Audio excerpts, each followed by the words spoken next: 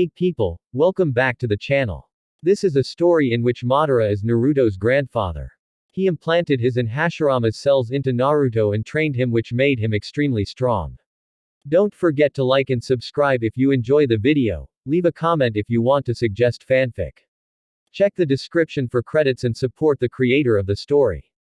So let us begin. Chapter 19 Inches. You did not take long, Zetsu said as he appeared before Naruto. The blonde only had a minute since reverse summoning himself to Dragon Land. Zetsu had been here since he left Naruto. He figured since Naruto would not stop by the hideout first, he would come here straight. He had decided to come also here. There was nothing holding me, Naruto responded, walking. He had to find the Kyuubi. The beast never stayed in one place. But it was not that hard to find. Zetsu could tell him where it was. I thought Yugao would keep you given the events of yesterday. What I have observed about women is that after experiencing such things, they tend to become very emotional, Zetsu explained while he walked beside Naruto. Yugao is an Anbu, she has experienced traumatic events in the past. She is used to experiencing things like that. She cannot think like the women you have been observing, Naruto said, folding his hands across his chest. Anbu were trained to control their emotions. They had better control of their emotions than anyone. The kind of missions they did had them experience and see a lot of cruel and evil things, things that could break anyone. Their minds were programmed to handle and be able to deal with traumatic events as they usually dealt with them in their missions. Yugao was trained as such, an Anbu. Her mind worked differently from other women. She has experienced a lot of things herself. The experiences made her different. True, deep inside she was still a woman and perhaps her heart may be fragile to emotional pain. But experiencing a small thing like being kidnapped by Danzo was not enough to break her. He had not done anything to her. He certainly would have been surprised if she started releasing tears because of the event. If she had done that, then he would have been proven wrong about her mental capabilities. He was glad that he was proven right though. She did not act as any normal woman would react to being kidnapped. What about Karen? She has never been Anbu and she is not a shinobi, Zetsu said. The girl had never been trained to be a shinobi. She did not experience what shinobi usually came across. She did not have the mental discipline of a shinobi. She worked with Orochimaru, that was the only answer that needed to be given. Anyone who worked with Orochimaru had to be able to stand anything. The snake was capable of doing many things. Karen saw some things that would make some think twice about entering Orochimaru's hideouts. Zetsu merely nodded. That needed no explanation. The answer was obvious. I wonder how you would have dealt with it, though, if one of them had become emotional, he said with a thoughtful expression. He knew too well that Naruto would not be able to solve that kind of mess. He had his own experiences about pain and emotional breakdown. But he experienced them himself. That was years ago. It happened to his young fragile mind. Then he met Madara, his mind was reprogrammed again. One could say he was reborn. Knowing Naruto, he would have simply knocked her out to avoid dealing with it. He would never hold someone and comfort them, not now at least. Naruto merely shrugged in response. He did not even give it a thought. It did not happen, there was no need for him to dwell on it if it did not happen. He would give it his all to make sure that it never happens. The two then walked silently towards the Kyuubi. When they finally reached the Biju, they found it sleeping peacefully. Well, that is what it seemed like until its eyes snapped open. It merely stared at them with its huge silted blood-red eyes. If it was there, it might have had a brow raised in question of their presence. You are enjoying your freedom, Naruto said impassively, looking straight at the Kyuubi. The Kyuubi would have snorted if it were in the past, but it did not. It began swinging its tail slowly as it took its time to respond to Naruto's words. I should enjoy it since I have been given it, finally, the Biju said. Today is that day I make true to my promise, Naruto said. Zetsu kept quiet, watching the interaction between former container and his Biju. The Kyuubi's eyes trained on Naruto intently as if it were searching for something. A few moments later, it grinned. Zetsu could not quite place whether the grin was from excitement or something. Naruto did not care what the grin meant. I was beginning to think you were just full of words, the Kyuubi said. I did tell you that I would make you complete again, Naruto said. And now I have come to do that. It was not technically true. Minato was the one who could do that because he was the one who had the Kyuubi's half chakra and more adept to seals than him. How are you going to do that? The Kyuubi asked. It was clear that the beast was curious as to how it was going to receive its other half. Naruto did hand seals, slowly. He normally did them in a fast pace, but here he was not battling anyone. Kuchios. Edo Tensai, he uttered quietly. A single coffin sprouted out from the ground and opened, revealing the Yondaime Hokage. The coffin disappeared, leaving Minato standing still. He seemed to be sleeping.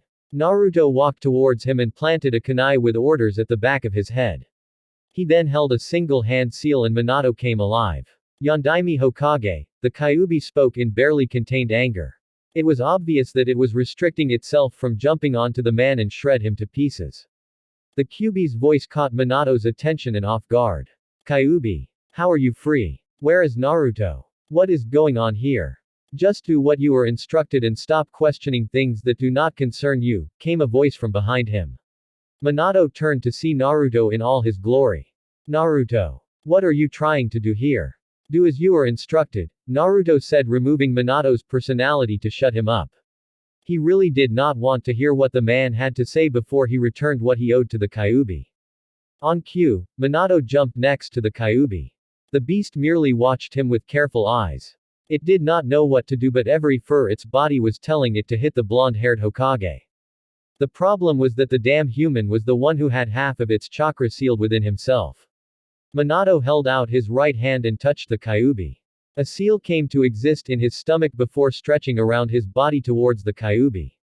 The seal covered both of them. Slowly the Kyuubi's size began to increase until it reached its former glory and the seal disappeared. As thank you to Minato, Kyuubi's right paw hit him and sent him flying away.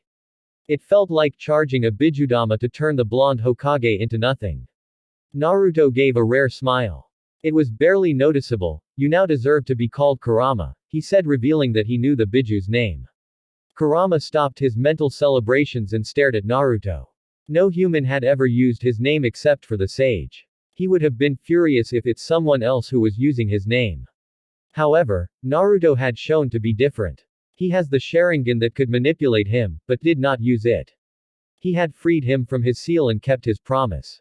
Still, he was not about to smile and say thank you.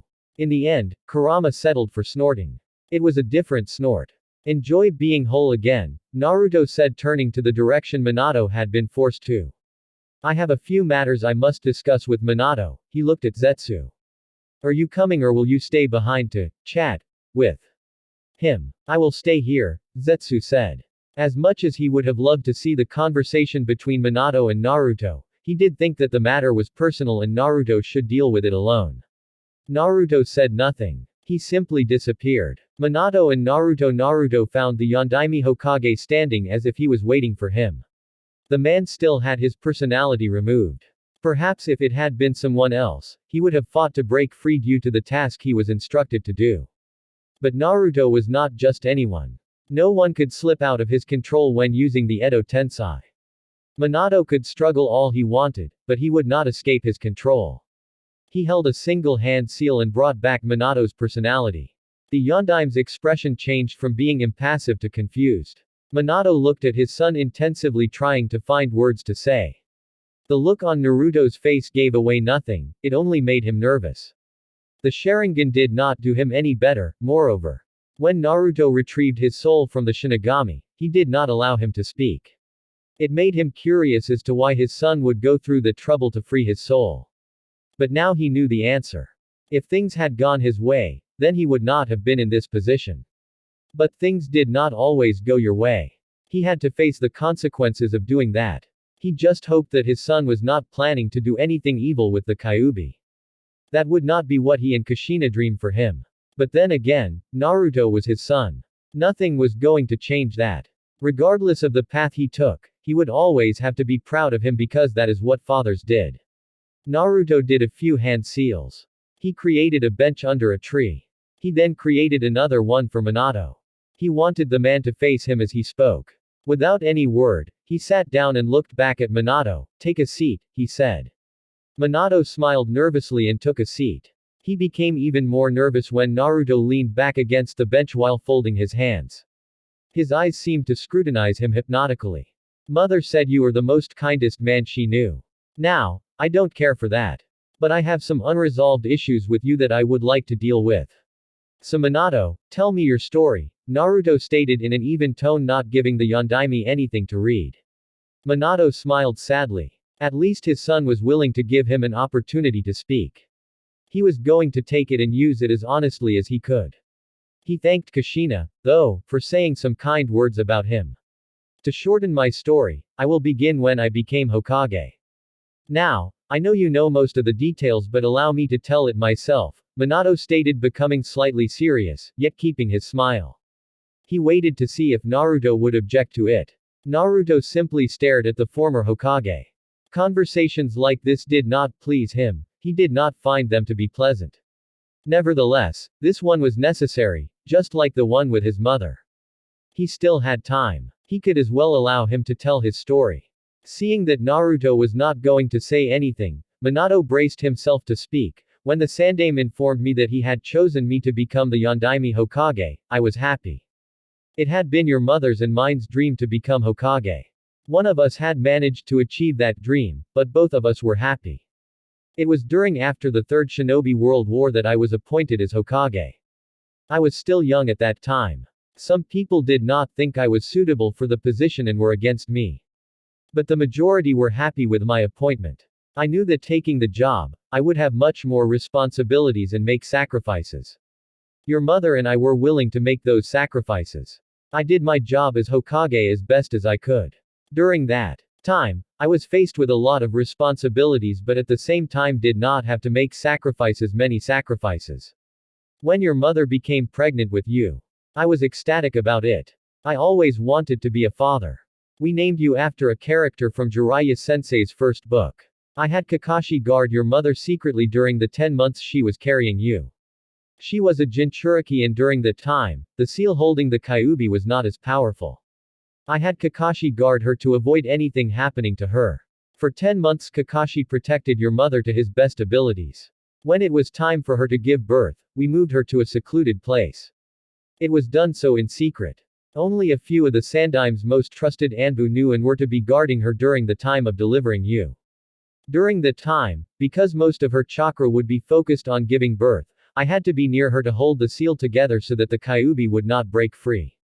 I struggled to hold the seal and Kushina gave birth to you. But then, he came. He had killed all the Anbu that were stationed outside. He also killed all the nurses, including the Sandaime's wife, Bawako. He separated me from you and your mother, and somehow managed to get you and plant explosive tags on you. I saved you and teleported you to a safe place. I was not fast enough to take you and your mother away. At this, Minato seemed to be cursing himself for not being fast enough. Naruto just stared at him with an impassive face. Minato smiled sadly looking at Naruto. Sorry, he said before continuing with his story. When I returned to your mother, that man had already extracted the Kyuubi from her. He was already manipulating it with his Sharingan. He had instructed it to kill her, but I managed to save her, just in time. I took her to our house and rested her next to you before going back to deal with the Kyuubi, as it was already destroying the village. I stopped a Bijudama that was directed at me with space-time barrier. That man came to my location and tried to use his space-time jutsu on me, but I was faster than him and teleported elsewhere. He followed me and we fought. He was truly strong, but I managed to sever his connection with the Kyuubi, freeing it from his control. Before he left, he told me that he would return again and the Kyuubi would be his. I knew that I had to make a choice. I had no doubt that he would someday return. I had questions. What would happen if he were to come back again, and I am no longer able to hold him back? That would have been the end of Konoha. Even when I was fighting him, I barely managed to wound him. I made a choice. My own son would have to protect the village should the man come back again. That is why I decided to seal the Kyuubi inside of you. Having the power of the Kyuubi with you would make you strong. It would give you the power you needed to fight the masked man should he return again. This would also make you a protector of Konoha. Well, that is what I had in mind anyway, Minato stated with a sad smile. He had thought it would go that way. But looking at Naruto that way, things never went his way. Naruto had become far stronger than he would have thought without the Kyuubi. There was also the Uchiha part he had not known. If he had known about it, perhaps he would have chosen to do things differently. Naruto kept silent. He was not going to say anything until Minato finished telling his story. Obito had really screwed up his life. He had been the one to cause all this. It did not matter anyway. He would kill him one day and stop his madness. Minato continued with his story. When faced with the Kyuubi, with the help of Gamabunta, the Toad Chief, I teleported the Kyuubi outside the village. I also teleported you and your mother to its location. Your mother used her chakra chains to restrain the Kyuubi and create a barrier around us. She was not pleased with what I wanted to do, but she understood my reasons. She wanted to have the Kyuubi sealed within herself again. However, I was thinking about the future. I knew that you were too young to hold all of the Kyuubi's power. But for yours and your mother's sake I decided to use the dead demon consuming seal to seal the Kyuubi's yin chakra within myself. Using a seal like that would cost me my life. But I was willing to do it, for the sake of Konoha, for your sake and your mother's. At that time, you were not going to lose all your parents. You were only going to lose me. Your mother was still alive and would live to take care of you. However, the Kyuubi tried to kill you to stop the sealing. Your mother and I shielded you. But at the same time sealed your mother's fate. She was not going to live after one of the Kyuubi's nail had pierced through her stomach. My fate was already sealed by using the dead demon consuming seal. I used the 8 trigram seal to seal the Kyuubi within you. By using that seal, you would have access to the Kyuubi's chakra. You would use it to protect yourself and Konoha. I never spoke to anyone after that because I died. But not before I sealed your mother's and my chakra inside of you. I was to help should the seal weaken before time. Your mother was to have a chance to see and help you control the Kyuubi's chakra. Minato finished his story with a sad smile on his face.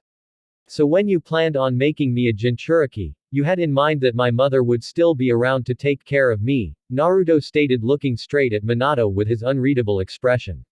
Yes, your mother had survived the extraction of the Kyuubi. I figured you would be able to live happily even when I was not there. I would have died a hero leaving my wife and son. Surely, a better life would have come after that. Your mother would be there, Jiraiya-sensei, Sandaime-sama and Kakashi. I trusted them enough to believe that they would never allow anything to happen to you, Minato stated keeping his sad expression. Mother died along with you, Jiraiya went away to mind his own business, the Sandaime merely watched unable to do anything, while Kakashi who was willing to do something was forbidden, Naruto added what had happened after. His voice never betrayed the expression on his face as he spoke. Unfortunately, she did, Minato said. I never expected Jiraiya-sensei to abandon you after I had made him your godfather. I also thought that the Sandaime would be of help. Nevertheless, I never thought that the villagers would treat you the way they did. Minato looked like he was about to cry. Naruto remained quiet, choosing not to say anything.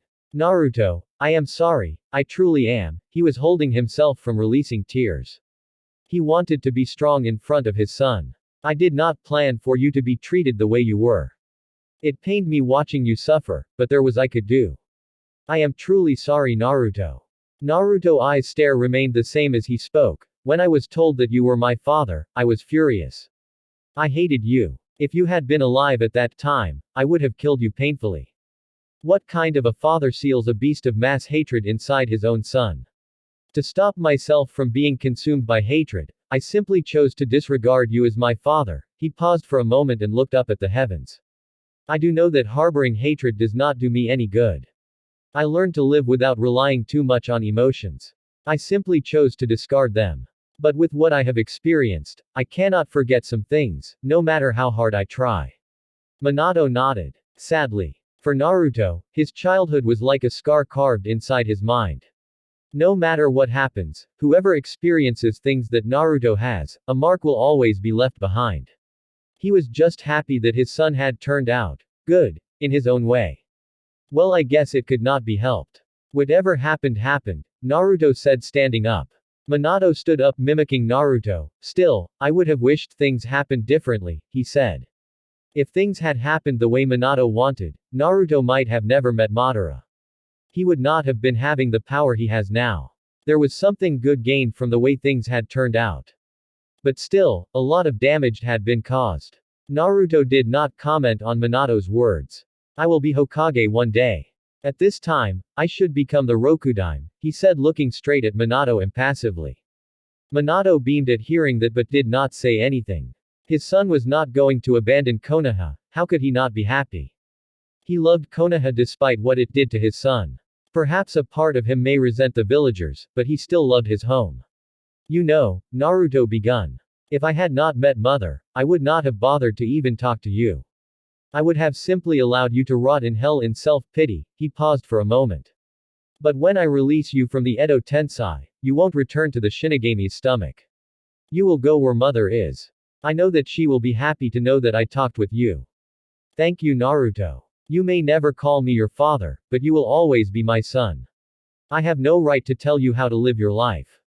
But as your father I will tell you this from the bottom of my heart. I love you and will always be proud you, no matter which path you take, he paused for a moment smiling. I am sure that your mother will be happy to know that you want to be Hokage. She wanted to be one herself, but she was not able to. I am sure that if her son achieves that dream, she will cry in joy, Minato said. He felt like walking over to his son and give him a hug. However, he refrained from doing so. A part of him knew that Naruto would not appreciate it if he did so. Nevertheless, this conversation lifted up some weight. Naruto did not comment. He did several hand seals releasing Minato from the Edo Tensei. He watched impassively as Minato disappeared off to the world of the dead. A single look at the heavens, Naruto walked away towards where he had left Zetsu. He took a slow pace to get there. You are done already? Zetsu asked as Naruto appeared walking slowly. The blonde nodded, it did not long. I just allowed him to talk and he talked, he said not bothering to get into details of what actually transpired between him and Minato. Zetsu looked at Naruto carefully, he seemed as he was before he talked to Minato. It was not that he was expecting him to be different. Things would be boring for him if things changed. He liked Naruto as was. This Naruto made things interesting for him. Because Naruto was the way he was, he had a purpose. Where is the Yondaime? Kurama asked, not being able to sense the man who once sealed him and took away his yin chakra. I released him, Naruto stated. Did you want to rip him to shreds like you said last time? He asked nonchalantly. Kurama grinned, where is he? It will give me great pleasure if I could do it. Since he is an Edo Tensei, I can do it over and over again, he stated with a devilish grin. The thoughts of Minato turning into pieces under his paws begun to play inside his head. I released him, Naruto stated. He had expired, that meant he has served his purpose. Since he had done what he was called for, his presence was no longer needed, hence the release from the Edo Tensei. You could have allowed him to live so that I could have my fun before releasing him, Kurama stated in clear disappointment. He wanted to do it. He would have released some spent-up energy if he was able to torture the bastard. What is the point of torturing something that does not feel pain? Naruto questioned. The Edo Tensei did not feel physical pain. Emotional. Yes. He doubted that Minato would have just sat down and allowed Kurama to do what he pleased with him. That is unless he had instructed him to do so. But since did not care for Kurama's petty vengeance, he would not have done so. He would have simply amused himself with the beast trying to hit a fly. Moreover, he had already released Minato. There was no need for him to use the Edo Tensei again. The knowledge of the jutsu would simply lie within his head. I know that, Kurama said. But watching him becoming pieces would have pleased me. That is if you could catch him, Naruto said. Things are in motion. I might use you more than I have been, the blonde stated changing the subject. I was getting bored anyway, Kurama said. While I was inside you, I could amuse myself by watching what you did. Naruto did not comment on those words. I am also interested in seeing what you can do now that you are complete, he said with little interest in his voice. He then turned back to Zetsu. Go to the hideout and summon me from there, he said. Zetsu nodded and disappeared. When will I get my chance to kill that masked fool who used his Sharingan on me? Kurama asked nicely. You will not, Naruto said without even entertaining the idea. There one who will kill Obito is me, and with that he disappeared in a puff of smoke. Kurama glared at the spot Naruto had been standing. Council Chambers Tsunade looked around the council members and smiled. Everyone was present. That was something to smile about. Even Naruto was there along with his fellow Uchiha. She wanted to get this out of the way so that she could handle other things. She cleared her throat. Thank you all for coming, she said, beginning the meeting. Why is he still sitting there with that look on his face? He should be arrested since we all know that he was the one who attacked a council member. Kaharu exclaimed rather loudly, getting off what was inside her chest. Everyone could only guess that it was Naruto. But the others did not have proven they were not in the meeting Naruto had with Tsunade. So Elder Kaharu could be forgiven for not knowing that the blonde had already discussed with the Godime Hokage. She was also acting like that out of fear. If Naruto could get to Danzo, what was stopping him from getting to her and Homura? The blonde in question remained quiet as if what the advisor was saying did not bother him. This of course annoyed the elder greatly. Naruto was just going to watch the pathetic advisor yell out what she wanted to say. But the matter had already been solved with Tsunade. He could just enjoy the show. It would get annoying sooner, but while it was not, he could enjoy it. Elder Kaharu. Naruto is a council member and head of the Uchiha clan. He is also a member of the police force. What gives you the right to say he is guilty of wrongdoing? Surprisingly, the question was asked by none other than the head of the military police force. He had kept a straight face when asking the question. Evidence. Kaharu snorted. There is no evidence needed for confirm it was him. I know it and everyone else knows it. Look at him, he is not even denying it, she stated, glaring at the calm-looking Naruto. As much it amuses me to see you in this kind of position, I will intervene. Naruto started without fear while the other head clans looked at him to hear what he had to say. I am not denying the fact that I am the one who slaughtered Root and crippled Danzo because I did it, he said firmly, his eyes straight at the elder. There was no surprise in the head clan's faces as he said so. It appeared that they too knew it was him and refrained from saying it loudly. Still, it was a surprise to see that he could actually say it in front of everyone like that. Looking at the Hokage, Shukaku assumed that the matter had already been settled with her. She was calm and simply watching the scene. I knew it. Elder Kaharu stated while her fellow elder merely shook his head. For his own safety, he had decided to shut and speak when requested. Anbu. Arrest him. Unfortunately for Kaharu, no Anbu came to arrest Naruto. This confused her. Anbu, she yelled again. But again, her call was put on hold. Enough. Tsunade said, hitting the table with her fist. This action silenced the elder. Kaharu, whose Anbu are you calling? As far as I am concerned, Anbu are under my control and no one orders them to do anything. He did just admit to a crime, I can't stand his face. Kaharu replied, glaring at Naruto. I will say this once, advisor, Tsunade said with a hard glare at the elder. Never again attempt to order my Anbu, are we clear? She stated, releasing a bit of her killing intent to get her message through.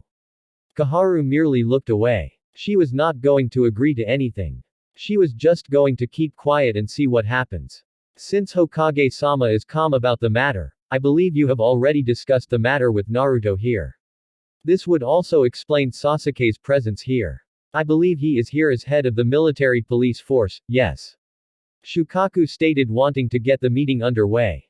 Yes, I have already spoken to Naruto about it. You are also correct, Sasuke is here as head of the military police force, Tsunade said calmly in her formal tone. She then looked at Sasuke. Sasuke, will you? Thank you, Hokage-sama, Sasuke stated as he stood up. He brought out a number of files and distributed them to the council members. Last night, the police force undertook a dangerous operation. For such an operation, I was not strong enough, so I enlisted Naruto to do it, Sasuke begun. Naruto made me aware of Danzu's activities and the treason acts he had committed. He supplied the evidence to back that up. Danzo was planning to usurp Tsunade-sama for the position of Hokage and had done many acts of treason before, but the Sandaime had allowed him to live. If you look into those files, you will see all the activities that Danzo has done. The council members browsed through the file and were quite shocked at the many treason acts the man had committed. They could not doubt since there was evidence about this. They were also surprised to read that the man had Sharingans implanted on himself. This is ridiculous, Kaharu stated in disbelief. Sadly, she was ignored. Why were the Anbu not involved in this? Hiashi asked curiously. While he could not disagree that Danzo had indeed committed treason many times, he was curious as to why the Anbu were not involved in the operation. Surely something like this would have suited them better. The police force acts on its own. It is a separate military force. Its operations are not mixed with the ANBU. Perhaps they might take joint operations, but if the police force does have the necessary tools to do its operations, there is no need to involve ANBU in police matters, Sasuke answered Hiashi's question firmly. Was anyone informed of this operation before it took place? Sasuke shook his head negatively. Why? Danzu's route were loyal to him to a fault, you all know that. Had the information leaked out that the police force were planning to act against Danzo, they would have done anything they could to preserve their master's life, Sasuke stated without missing a beat. He was speaking like he knew very well what he was talking about. But still to slaughter an entire army. Homura said looking downwards. That meant many men were lost. Men that they could have used for the sake of the village. Would you rather have them start a revolt inside the village? Because that is what they would have done should they have been left alive, with Danzo in a prison cell, Naruto said, saving Sasuke from responding. You also cannot excuse that they were just as guilty as Danzo. Tsunade cleared her throat. Naruto is right. Root might have had its uses in the future. But they were guilty of treason, and even if kept alive they would have been a risk because they could never be fully trusted. While I agree that Root had to be eliminated, I believe that the police force should inform someone before undertaking operations such as this. Preferably the Hokage, Shukaku stated, earning nods of approval from other head clans. That is reasonable, Tsunade stated looking straight at Sasuke. Do you have any objections? No, Sasuke stated. Good, Tsunade said smiling. I have made a decision to have Danzo executed privately as soon as he wakes up. Do any of you have any objections? Even the two elders had no objections. Kaharu knew by now it was useless to say otherwise. The clan heads were with Tsunade on this one. She also could not debate the evidence against Danzo. There was no saving the old war hawk. I declare this matter S-rank and all records will be sealed within the police force headquarters once they are complete, Tsunade stated. This way, the villagers will be kept in the dark about it. It will also avoid panic, Sum concluded, earning nods of approval. On to another matter. I have received word from the Mizukage. She said she has already passed through the Fire Country border, Tsunade said with a small smile. She is finally coming, Chusa said. It has been a number of days since we were told she would come. She will be arriving soon. I have sent a squad of Anbu to accompany her as she makes her way here, Tsunade revealed. Since there is nothing else, you are all dismissed. Tsunade looked at Naruto. He was awfully quiet. She never thought he could miss a chance to toy with the council. But this time, he was just quiet. He had never been this quiet during council meetings. He was always mixing things left and right. Naruto-san, Hiashi called as he walked towards Naruto with a small smile. What can I do for you, Hiashi-san? So Naruto knew formalities, that was a surprise. Even Hiashi himself was surprised at that. He had expected to be called Hiashi without an honorific. Can I speak with you for a moment, in private? Naruto nodded while keeping his expression unreadable. Uchiha compound Naruto was at the training ground sitting under a tree. His clones were busy with their training. There were 3 clones beside him studying the Hiraishin for him while he rested his mind. The training with the variations of the Rasengan was nearly complete. In 2 or 3 days he would be having complete jutsus. But with that, he would have to be involved in a dance to test them. Jutsus were tested better against a person. Clones just did not do it. He needed someone who would be just a test subject for his jutsus. Another of his clone was at Minato's house training Karen. He had much to do today, so he had decided to send a clone to do his work. He would have loved to train her himself, but he had to rest for now. What did Hiashi want to speak with you? Sasuke asked, making his way towards Naruto. Only a single eye from Naruto opened, his right which was hidden under his hair. He was trying to propose for one of his daughters to be married by one of us. Sasuke raised a brow. You told him no, right? He did not want to be married to Hinata. If Naruto had said yes, he would have been the one to marry since Naruto seemed to be having something with Yugao. Yes, Sasuke sighed in relief. But I took his younger daughter. She is quite a child. She holds much potential and will be a great addition for your military force. Naruto stood up. Follow me, he said to Sasuke. Look closely, and don't use your Sharingan. I will only repeat this hand signs twice. Naruto did hand seals slowly so Sasuke could catch them. Uchiha Hano Shirudo, he muttered, releasing chakra around his body before the chakra turned into the flames. Naruto began to spin around and the flames did so around, creating a dome of swirling flames. After a few seconds he stopped. He did so again, slowly so Sasuke could see his movements. If you had noticed, the jutsu is like the one Neji used during the Chunin exams. I created it, after seeing him do it. It is a defense jutsu but also works on both offensive and defensive. When spinning around, the flames shield you from any kind of attack. In offense, anyone who touches the flames will be burned. Also, when you have high control of the jutsu, when rotating, you can launch fireballs in all direction. Don't attempt to do that now though. I will teach you that once you have perfect control over the defense, Naruto stated before going back to where he was sitting. He took a scroll and threw it at Sasuke. I only showed you a demonstration of a finished product. That scroll has all you need to know about basics of the jutsu. Thank you, Sasuke said with a small smile. Sasuke, Naruto said before the other Uchiha walked away to learn the jutsu. If you do not have a high degree control over the fire element, you might burn yourself alive and die or end up with third-degree burns. When performing the jutsu you have to turn your chakra into extremely hot substance when releasing it from your body through tenketsu points. It will be like boiled petrol in the form of a steam. The steam can mutilate your body should you make a mistake.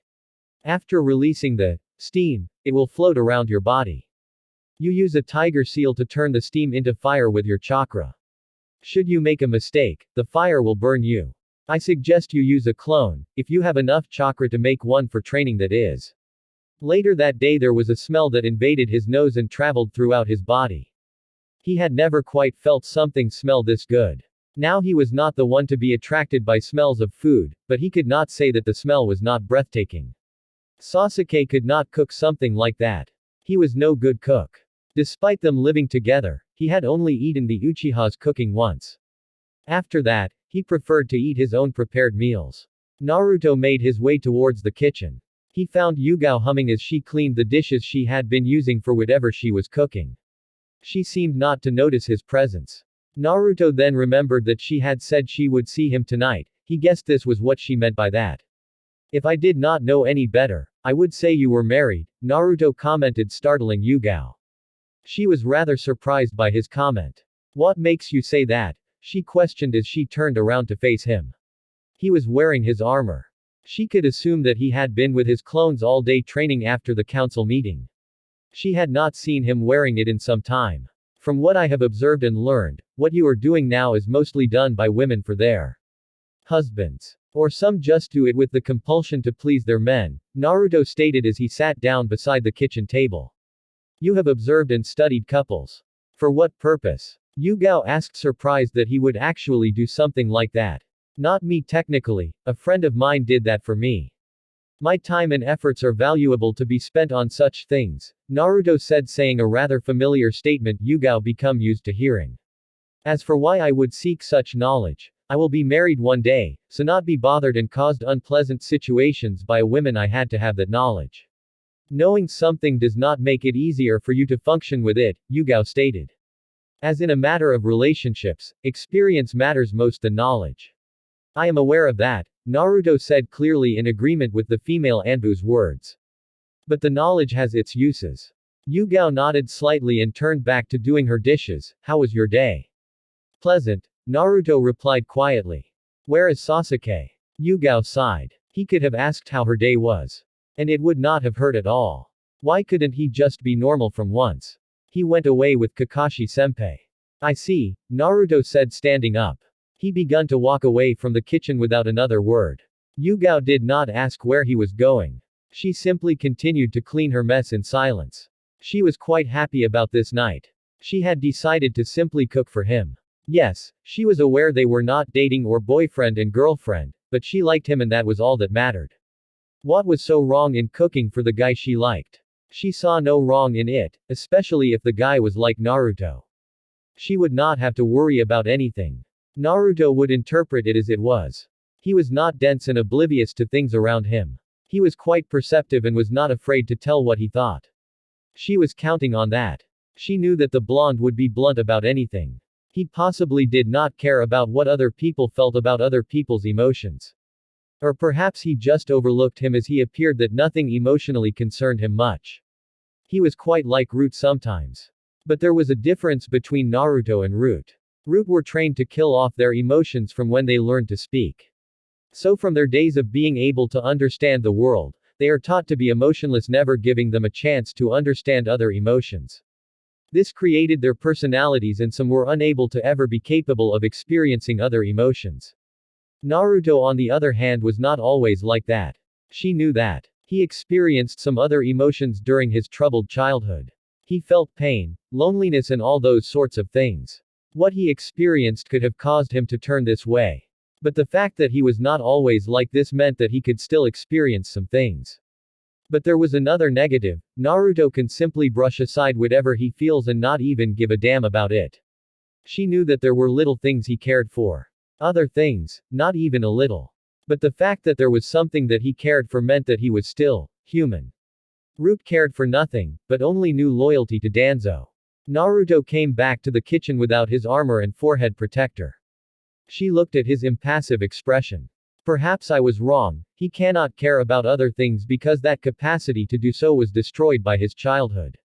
That seemed likely. Yugao thought. She watched him as he sat down. He looked back at her, keeping his expression unreadable.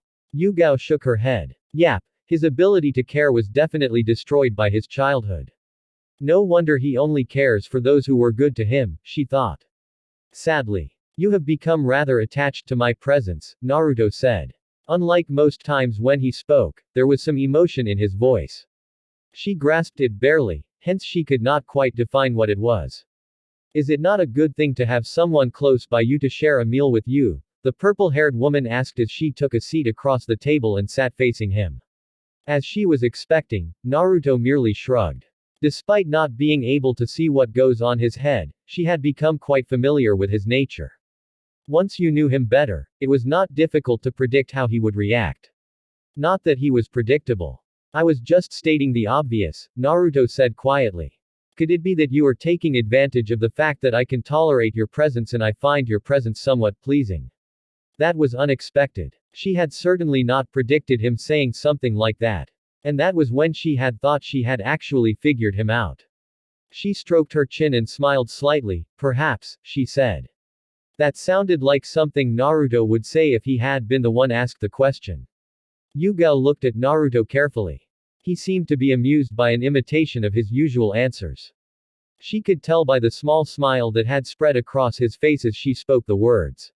She smiled inwardly at her success. You are becoming quite familiar with me, Naruto said.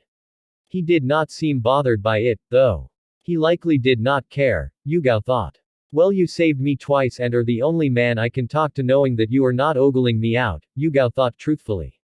That makes me enjoy your company. You don't like being ogled. Well, women in brothels seem to enjoy it and other playful women don't seem to bother much about it, Naruto said calmly as a memory of Maid Terumi flashed through his head. Brothel. Yugao gave Naruto a curious look. I did not think you would go to such places. What were you doing there? I was conducting some experiments and taking a few lessons, Naruto replied.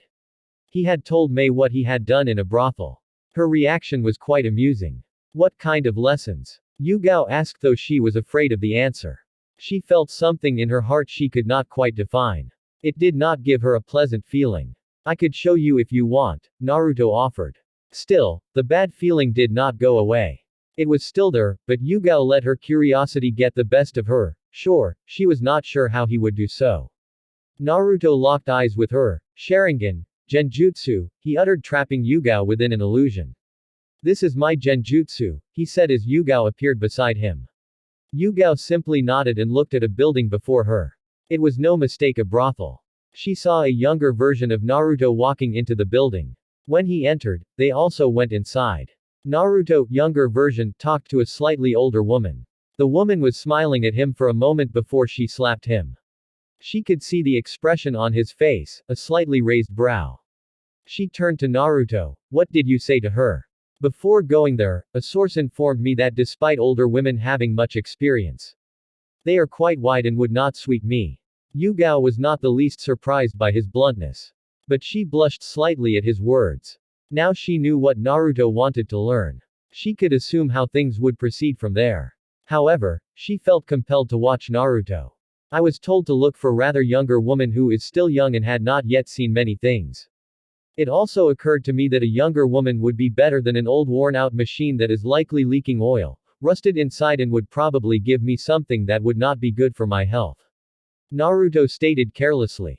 Yugao's mouth hung open at those words. They were shocking to say the least. But she feared that he would have the same thoughts with her. While her mouth was still gaping, she saw the other Naruto get into a room with two young beautiful teens. They were really beautiful. Her mouth gaped even more and her eyes widened when the two girls did whatever they wanted with him. She did not know how long she stood without a thought in her mind. It was not the best of decision for her to watch what she was seeing. Both girls fell unconscious at each side of Naruto. The blonde got out of bed. She could see the look on his face, thoughtful as he was trying to understand what he had actually experienced. Naruto snapped his fingers and the illusion ended. Yugao sat with her mouth gaping motionless and unblinking. Naruto looked amused by it, but said nothing. It took several minutes for Yugao to get out of her stupor. When she did, her face flushed and she stood up. "Excuse me," she said, walked away, more like run away rather. It took several minutes for her to return. When she did, she returned with the food. If it was not for the fact that she was Anbu, she would have walked away. The images she had seen were raping her mind. But being Anbu, she was holding on. She handed Naruto his meal and sat down. "You know it is going to be rather difficult to speak with you now after seeing all that," she said honest. "Possibly for the night only.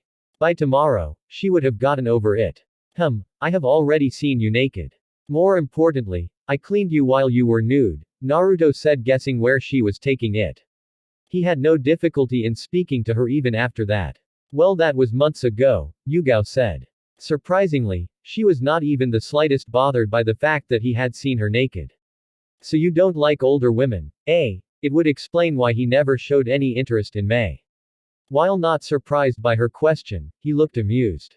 You are afraid I might think that you are an old worn-out machine." Yugao cringed at each word, but said nothing. "Is it fear of rejection that makes you think that?" Again, Yugao said nothing. Comfortable silence fell as Naruto chewed his food. "You are a rather good cook," he said. "Thank you," Yugao smiled. "You should have no fears, Yugao," Naruto said, going back to the main topic. "There is no one else that is more suitable to be my mate and be the subject of my affections if they are there." He paused, letting the words sink in, before he continued. "You hold the keys, you have not answered my question after all." Yugao felt her hopes return in full force. She smiled a pure genuine smile, but did not say anything. The comfortable silence was soothing and not ruining anything. In fact, she thought that if she were to say anything, it would ruin things. 2 days later, Oto, from what the village used to be like, these days it has become much lively. People smiled as they went on about their everyday activities. The rebuilding of the village was progressing smoothly. Villagers were actually happy about it. They never stopped to help with the construction of buildings. Everyone put on his or her efforts to see the process through. The kind of unity that was within the village had never been seen before, not when Orochimaru still led the village. People mostly lived in fear of the man. He was evil and quite scary.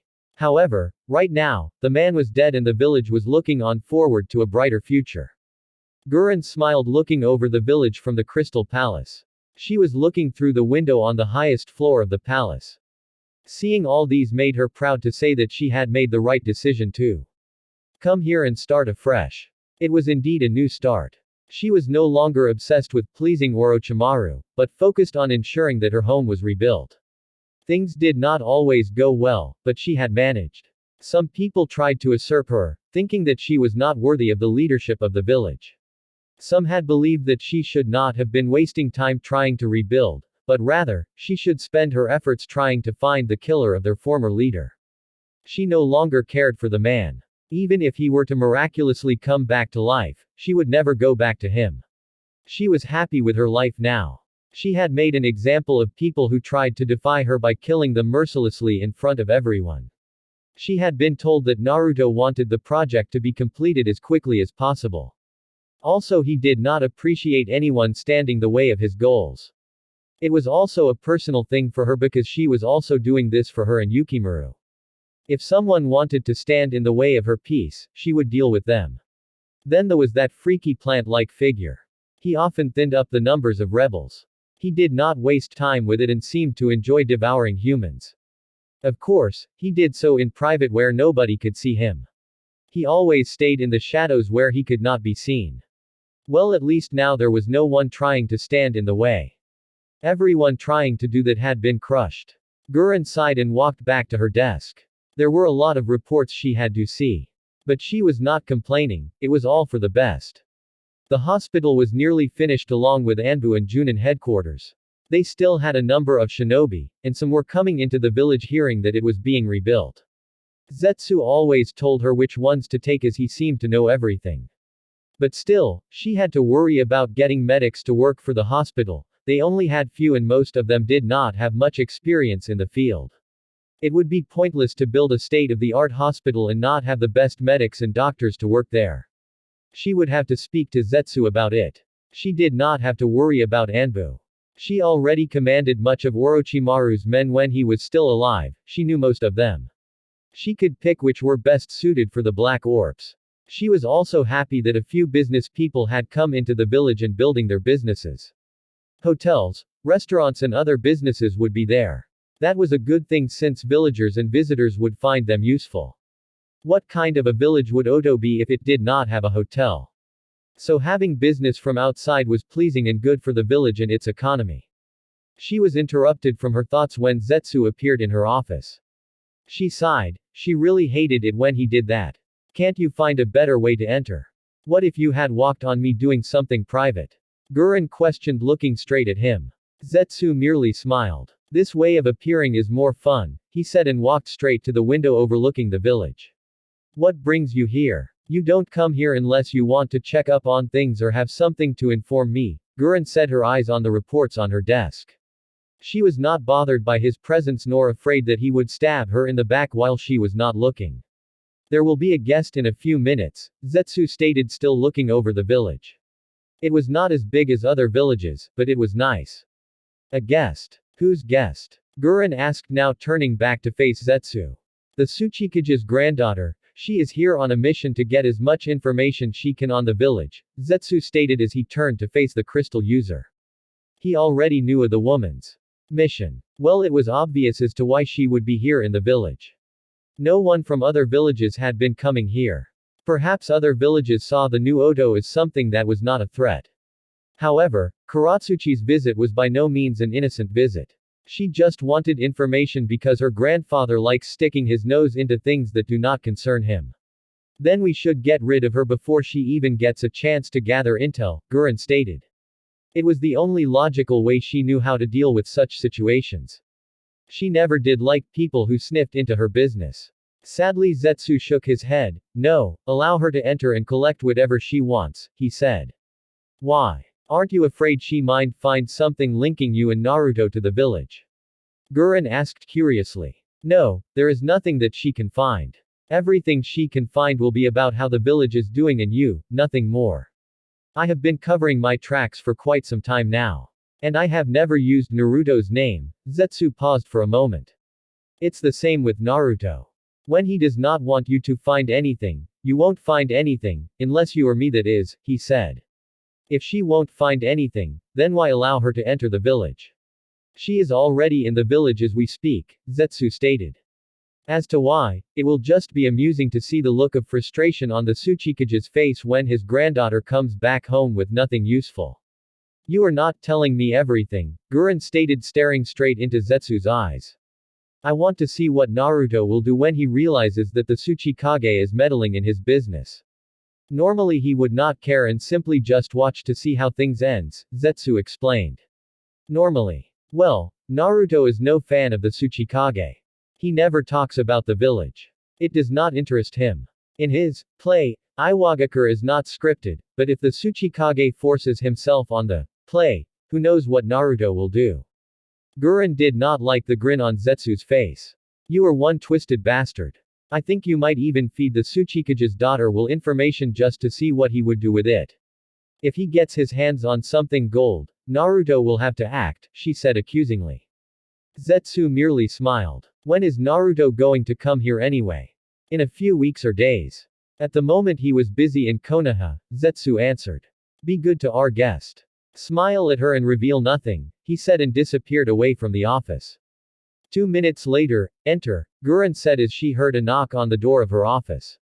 A young man entered the office. Gurren-sama, there is a woman outside seeking an audience with you, she said. That must be the guest, Gurren thought. Let her in, she said. Hi, the young man said before turning around to walk away. Kuretsuchi walked inside Gurren's office with a smile. It was not her mission to be looking over the structures of the village, but damn. It was hard for her not to. The designs were beautiful and this tower, it was just crystal. She certainly would not mind having one at Iwa. This village was a beauty. She could not deny that. I have to say, you have done wonders with this village, Kuretsuchi stated in all honesty. Gurren smiled. Thank you. I am glad, someone from outside likes our style, she said professionally. She chose to R as to would give one multiple conclusions as to who she meant by it. You are the leader. Please call me Gurren. Kuretsuchi nodded. Well Gurren-san, I was sent by my grandfather here. He is very much interested in being aligned with the great work you have started here. Gurren suppressed the urge to roll her eyes. I would like to take a tour around the village so I could report to him if he would be making a good decision to ally with Oto. Gurren smiled. That is good, she said. It will certainly be good for Oto to have a strong ally such as Iwagakure. Come on, I will show you around. Mei has been stalling contract talks with the producers of the story. She has been complaining about her lack of screen time and low payments. But, I am happy to tell you that the matter has been resolved. The Mizukage has signed her contract and will be appearing soon. I think that Minato explained himself well enough for Naruto to understand what actually happened the night Kurama went on his rampage. Anyone who is reasonable will understand Minato's position during that night. So I believe that Naruto is a reasonable person. He did tell Minato that it was not healthy to keep harboring hatred. For things that Naruto told Jiraiya and Tsunade, I made no mistake on my part on that. Those things that Naruto said were of no use to him because Danzo was eliminated. If he had been still in the game, then he would have kept quiet. Well anyway, did you know that Pain attempted to fight Naruto once? Yes, it happened. Apparently, the producers were not happy with the scene so they removed it. Here is how it all went down. Pain's theme. All 6 of Pain's bodies were gathered in front of Naruto with Tendo standing in the middle with his impassive gaze and Rinnegan shining brightly with power. Naruto merely looked at the 6 with his hands folded across his chest. Uchiha Naruto, we have come for the Kyuubi. To get the Kyuubi you have to fight me first, Naruto stated. For peace then I shall, Pain said getting ready for a battle. Naruto held out his hand shaking his head. No, I do not dance with puppets. If you want to dance with me, come at me yourself Nagato. I will be waiting for you, he said and disappeared in a swirl of flames. What the fuck? All 6 of Pain's bodies exclaimed. I did not even get to tell him about Pain. Director, was that supposed to happen? No, the director yelled. Damn that bastard. I am the director. This is my story. Nothing happens in this set unless I say so. Who does that bastard think he is? Chapter 20 Konohagakure. It has been some time since she last came here. The last time she came here was when she was looking for help during the civil war in her homeland. The Sandaime Hokage was still alive by the time. She had come happy knowing that the man was peaceful and would help them. But she had gone back home with a gloomy and angry face. The old senile bastard had refused to offer her help. Even if the man had given her a sannin to help them, it would have been something. But he gave away nothing. She may never like the old man for what he did. He had just stood and watched in the sidelines while its citizens bathed Kiri in blood. Moreover, he, Hiruzen, who proclaimed to be a peaceful man, merely stood far away and watched. The village had enough military power to help, but he did not, and yet he continued to call himself a man-peace. Well, that was the past now. She had returned. Only because of a certain blonde-haired Uchiha. He saved her village. He may have had his reasons, but that did not change the fact that he had saved them. His taking part in their civil war saved many of her men who would have died during the war. He had managed some incredible feats that she never thought anyone could reach. His power was something else. It just saddened her that he chose not to use his power for bringing the world together. If she had his power, she would have used it to bring peace to the world. The blonde did not seem to care about peace. He seemed to be only interested in dancing. That is what his power was used for. Well, at least he was not running around the world forcing other villages to bow before the might of Konoha. She had a question though: how long would he stay low? He was still young, he could still grow stronger than he was now. What would happen if he became stronger than he is now? Would he simply sit down and watch the world? The problem with being powerful is that you sometimes get bored with lack of challenges. That is when many start to lose it. With no challengers, it is easy to start trouble just to look for a challenge. She only hoped that something like that did not happen. It would be a shame if it did. She was happy, though, to be here. She could get to see Naruto. She had been longing to see him again. True to his word, he never did return to Kiri. He was not afraid to tell her that. Well, according to reports, he was still cooped inside Konohagakure. This meant that she would get the chance to see him inside his home. A smile slipped through her face at the thought. There also the fact that should everything go her way, Kiri would have a strong ally. Konoha was still the strongest amongst the hidden villages. If she gets Konoha to ally with her, she could also get Sunagakure. The sand and the hidden leaf were allies, and since the installation of a new cage, the relationship between the two villages has been nothing but good. Mei-sama, Ao said, snapping Mei out of her thoughts. We should move ahead, he said. Mei was in her Mizukage robes. It was the preferred choice since she was going to a meeting like this one. She had also to dress as Mizukage, that way she could look professional. Let's go, she said with a nod. She looked at Chojuro. The young shinobi had become nervous. It's all right, Chojuro, everything will be all right, she said confidently. I hope so, Mizukage-sama, Chojuro said as they began to walk towards the Hokage Tower. Their presence of course brought whispers around everyone who saw them. But they did not mind them, they merely continued towards the Hokage Tower. This place has not changed at all, Mei stated as she looked around the village. It still looked the same as it did when she had come here a few years ago. Yes, it has not, Ao said in agreement. It is surprising though, given the invasion that occurred 3 years ago, the sand invasion had done some damage to the village. He would have thought that while recovering from the damage, they would have changed some things. There was not much damage done though, Mei pointed out. According to reports, the only buildings that suffered damage were the ones located near the walls where Orochimaru's summons started their attack. It is still a surprise though, Ao said. He was not disagreeing with Mei. It was just a surprise that the village did not change after an invasion by 2 villages had occurred in this village. The three continued to walk in silence towards the Hokage Tower. The Anbu Tsunade sent had already gone to report of the safe arrival of the Mizukage. Another squad of Anbu was watching from the shadows to ensure that nothing happened to Mei. It would not be good for the image of Konoha should someone attack her. This would also cause troubles between the 2 villages. Konoha was still at full power. Any war breaking between the 2 villages would surely end in Konoha slaughtering Kiri. But that did not mean that they would not do anything to avoid a war. Sometimes it was better to avoid conflicts. The world has already seen many wars, it is best that another did not break out, especially when it could be avoided. War was never pleasant to anyone. The 3 finally reached the Hokage Tower and were led to Tsunade's office by a chunin who was waiting for them at the entrance of the tower. It amused Mei how each cage was always found in the tallest building in a village. If she wanted to, she would change to make her tower look smaller. But that should not be her worries. They were still rebuilding the village, she had to worry about that. Enter, they heard as the chunin knocked at Tsunade's door. The chunin only opened the door and motioned for them to step in. When they got in, he closed the door behind him and left. Tsunade stood up from her seat as a sign of respect as the Mizukage entered. I trust your travels were pleasant, she said as Mei drew closer to her desk with her bodyguards flanking both her sides. The younger cage smiled. It was pleasant, she said while still standing. These 2 were the only female cages in the elemental nations. Tsunade was the first woman to become a cage while Mei became the second. Please, sit down, the blonde Hokage stated as she too sat down. As told, Mei sat down on a chair in front of Tsunade's desk. This office too has not changed, Mei said looking around the room.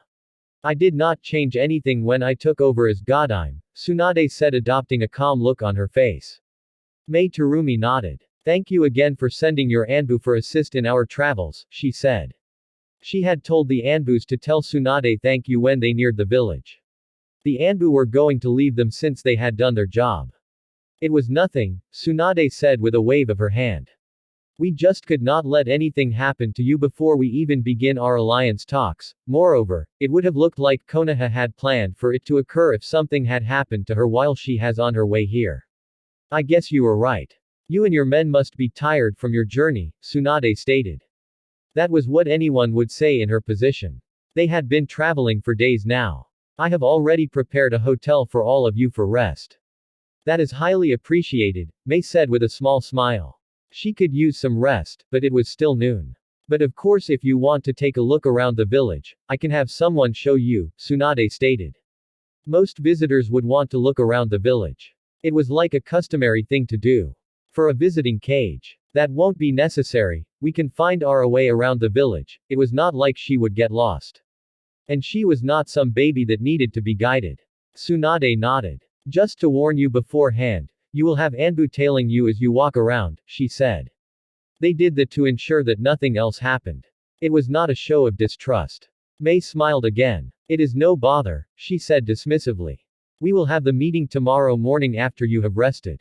I trust that you will be prepared during that time, Tsunade stated now adopting a look and tone of a leader. It is no problem. Is there anything else, before I show you your resting quarters? Mei nodded. Could you tell me where Naruto is? Tsunade raised a brow at the question but nodded nonetheless. Anbu, she called. And Anbu dropped beside her desk. Find me the location of Naruto. Hi. It was noon, Naruto was mostly at the Uchiha compound by this time. He always was there unless he was at his father's house. Those two places and the Hokage monument were the places one would look for Naruto. But he never went to the Hokage monument during day. As they waited for the Anbu to return, Tsunade spoke. Are you familiar with him? She asked quietly. Naruto had spent a few weeks in Kiri, she could guess that Mei had become familiar with him. But then again, this was Naruto. You could say that, Mei replied with a small smile. So I guess he was also impassive during his time at your village, Tsunade said after Mei had responded. She only said that because of the nature of Mei's answer. If she had become familiar with him then she would have just said yes. The Mizukage chuckled at Tsunade's words. He was, she said. Is he always like that even here? Yes, Tsunade replied. Well that is unless he is tormenting the elders. Sometimes I just want to punch him in the face because of it. Again, Mei chuckled, but Tsunade joined her. It's a little unnerving, especially when you smile at him and he just stares at you with an unreadable expression on his face. Tsunade nodded wholeheartedly. It was not pleasant when he did it. If she did not know any better, she could say that he belonged to Root. The blonde never showed emotions. It was like doing that was a sign of weakness to him. The only time I saw him with a happy look on his face was before the battle. He seemed really excited about it, Mei added. That was indeed true, and after the battle, all the happiness was gone like it had never been there before. You mean like smiling like everyone else? Tsunade asked, wanting to make sure she was hearing it correctly. Yes, Mei gave short answer to the question. So the only thing that excites him is a good fight. Is it just me or is there something wrong with that? Normal people became excited when something good and healthy happened. But Naruto was happy when he was going to slaughter hundreds of men. Mei shrugged. Well, his attitude is what makes him Naruto, she said. Before Tsunade could reply the Anbu came back. Unlike last time, he did not kneel beside her desk. He went straight to her and whispered something to her before disappearing. The Godime sighed. Naruto is currently busy right now, she said. I guess you will see him tomorrow at the meeting or later on. A look flashed through Mei's face for a second, Tsunade noticed. Fine, the Godime Mizukage said. Come with me, I will show you your hotel. I need to get something to eat anyway, Tsunade mumbled the last part. Mei nodded to her guards and they followed Tsunade out of the office. Meanwhile for some reason, Naruto agreed to have lunch with Yugao. He would have preferred to continue with his training, but he found himself agreeing to the idea of lunch when the woman came to him while he was at the training ground. It was lunch anyway and he was bound to leave his training and get some food. His body needed all the energy he could give it. He never did miss a meal. But still, he had talked to her after their dinner 2 days ago before this. She had just appeared and offered to buy him lunch. She seemed happy about the idea of having lunch with him. Not that he actually bothered to look into that. It was just obvious by the look she had on her face. There was also the fact that for some reason he could not deny her. He liked her presence, it was not annoying. He could tolerate speaking with her. And for some reason, he enjoyed each time he had with her. He liked her for being a strong woman, he did not think there was anything more to that. Perhaps there were possibilities, but he did not bother to entertain them. He allowed mysteries to be mysteries, for now. Is it so bad? Yugao asked, referring to the food they were eating. She had said they should get some dango, but Naruto did not seem to enjoy it. In fact, he only put one stick on his mouth and never put another one. Yes, Naruto replied flatly. This also does not satisfy my stomach. When I say lunch I want something that will please my stomach, he stated, looking at the dango in disdain. How did someone call that food? He could not understand it. Perhaps he should not have even bothered to try to understand it. He needed something that would make his stomach happy. He needed strong food. At home, he would have prepared himself that something that was worthy of his time. You know, you could have at least pretended to enjoy it, Yugao said with a sigh. Most people would say it was good even though they did not think so, just to be polite. I could have, but I chose not to and never will pretend, Naruto said, breaking any hope that Yugao had that he might actually one day pretend to like something when he did not. Just when I wanted to treat you with something you never experienced, Yugao said. Well, she was not sad though. Fine, if it makes you happy we can go to Ikaraku, you used to love that place, she stated in a defeated tone. Naruto actually smiled at her. Finish up, he said. Yugao shook her head. If I am going to have ramen, I might as well leave this, she said. Naruto stood up and waited for her to do the same so they could leave to Ikaraku. He had not eaten ramen in some time. He did find the food enjoyable. The eating there would be like returning the favor to the Ikaraku. They had done much for him. Let's walk, Yugao said, earning a blank look from Naruto. I know you don't like walking the village with the villagers looking at you with happy smiles. But I have never walked with you. I want to experience what it feels like to take a walk with you. What more request do you have, Yugao? Naruto asked as if he was ready to deliver any request she might have. Yugao smiled. Can we hold hands while we walk? She found herself surprised when she said that. She realized what people would say if they saw them walking together like that, but she did not care. No, Naruto replied, turning away from her. Well, yay, he could refuse her. And the look on her face was somewhat priceless. I am becoming much more comfortable with her, Naruto thought, placing his right hand on his chest. Is it the heart? Have I developed some sort of feelings? He shook his head. The answers were for another time. Now was not the right time to be asking himself those questions. Son of a bitch. Yugao cursed within her head. He did it on purpose because he knew the picture it would paint. But that would not be a big deal because Naruto had already made it clear that he liked her. She also had already made it clear by her actions. Naruto knew that, but he was not going to work on hints. He would be patient until she can finally say it. He did not seem to be in a hurry to be in a relationship. She could guess that was the reason he had not pointed out that her actions mean that she likes him. That was cruel of him. But either way worked out for him. Perhaps she had made it too obvious too soon. She never hid that she liked him and Naruto did not hide it. But he was vocal about it, while she had not been. And unless she becomes vocal about it, Naruto would just continue to torture her by playing ignorant of her feelings. Cruel bastard. Sighing, Yugao looked up to Naruto and followed him closely from behind. She walked beside him and looked around the villagers. Do you not like walking around here because you think of murdering them all for what they did to you? Yugao was even more surprised, again, that she had asked such a question. Perhaps it was because of her mental turmoil. Luckily for her, two things happened. Naruto simply looked at her with her raised brow. Enko called her name. She was relieved when Enko called her. That mean that she would have to forget about the question and Naruto did not seem like he was going to answer her anyway. Yugao-chan. Naruto turned to look at Anko and another woman, he recognized as Yuhi Kurenai. The latter was having a wide mischievous grin. Why did I have to meet her here with you? Yugao asked more to herself than to Naruto. Is there a problem? Well, Anko acts, how could she put it in a way Naruto would understand? You will see, she said. Hello, Anko, Kurenai. Yugao greeted the two as Naruto remained quiet, not even seeming the slightest interested in joining the friendly meeting. So this is your boy toy, Anko said with a grin. She then walked closely to Naruto and stared him to the eyes. It was as if she was trying to scare him with a sick grin and narrowed eyes. The blonde though simply stared at her with a blank look. I remember you, Naruto said, breaking the stalemate. Chunin exams 3 years ago. You were a proctor for the second test. Your methods of installing fear are quite pathetic though. The blonde noticed that Kurenai seemed to cringe at the mention of Chunin exams. Yugao decided to step in to avoid anything from happening.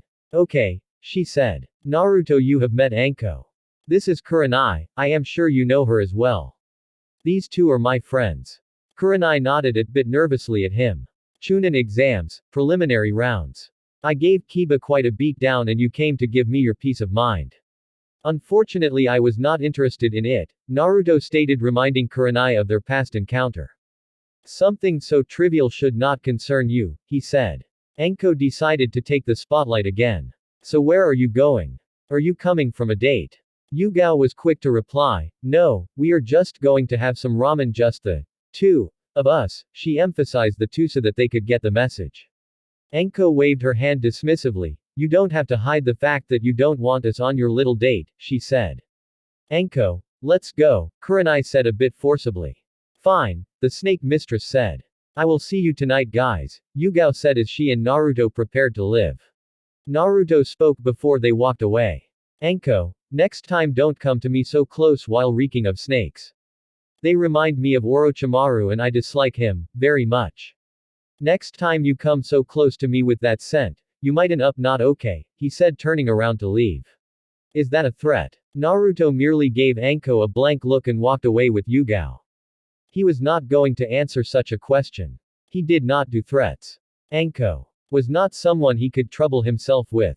The scent of snakes reminded him of that cursed snakes, it made his blood boil. They finally arrived at the ramen bar. It was not much trouble. The villagers were looking at Naruto carefully though. He never did walk around them even when they lived inside the same village. It was a rare sight to see him walking, especially with a woman beside him. No one was making trouble though. They all stayed out of his way, but did so smiling at him. Well, not everyone was smiling. Not that Naruto cared about it anyway.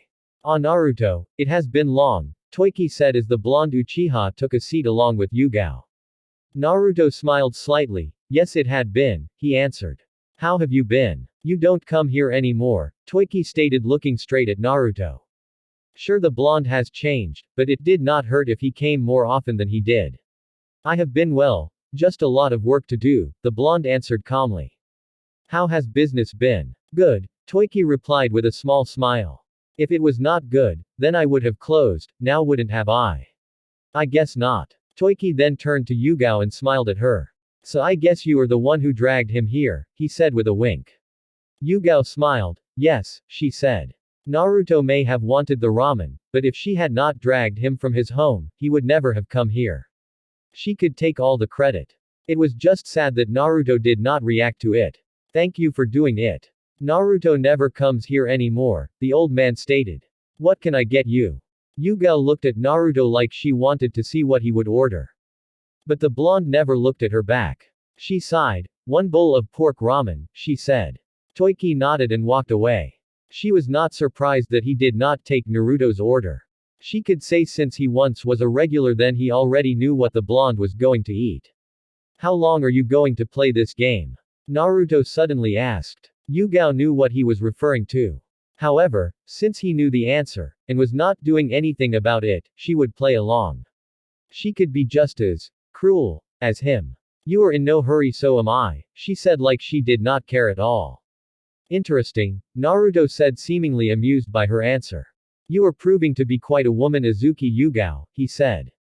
That was the first time, if she was not mistaken, that Naruto said her family name. She liked it though that his view of her was increasing to a new light. As long as she played her cards right, she had him in her hands. Naruto would not bother to be looking for another woman, she knew that and was counting on it to be that way. But so far it was good. She had no competition in Naruto. She could go on to say that she was the only girl in his life. Just then, Ayame came back from the kitchen instead of Toiki. She gave Yugao her ramen while smiling. When she went to Naruto, she kept a blank expression. Hello Naruto. Unlike most days, her tone was flat. Ayame, Naruto said with a raised brow at the tone of her voice and the blank expression she had. She stared at him unblinking for a few moments. Naruto was not willing to say anything because he knew that eventually she would say it was in her mind. Before you graduated from the academy, you spent more than 3 months away from us. When you finally decided to come, you promised something. That I would not disappear for some time without saying something to you, Naruto said, remembering the promise. I thought you had forgotten, she said. Since you came back from your training, you don't come here anymore. Before Naruto could say anything, Yugao intervened. Naruto almost never leaves the Uchiha compound, she said. It was obvious that she was not done. Don't worry, Ayame, I will drag him here once in a week when he is inside the village. Ayame's expression changed in a flash. She smiled happily. Thank you, she said, bowing her head towards Yugao. Then again turned to Naruto. It was nice seeing you again, Naruto. Likewise, Naruto responded, digging in his bowl of miso ramen. The two then ate their ramen in comfortable silence. Neither were in a hurry to finish up the ramen.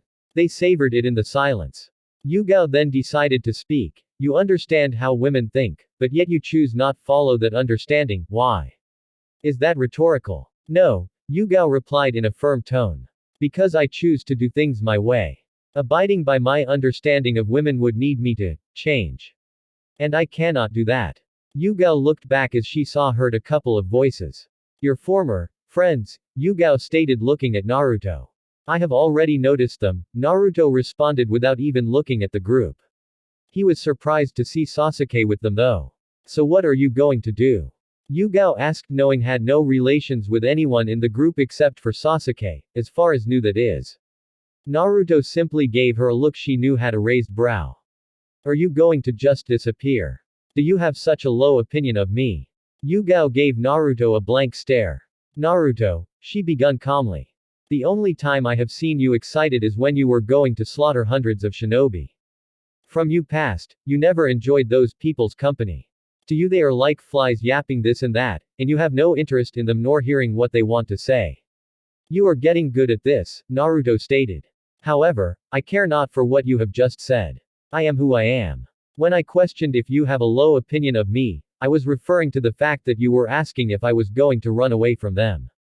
Who do you think I am? I am eating my ramen here. If I do not want them, I will tell them, go away, not run away.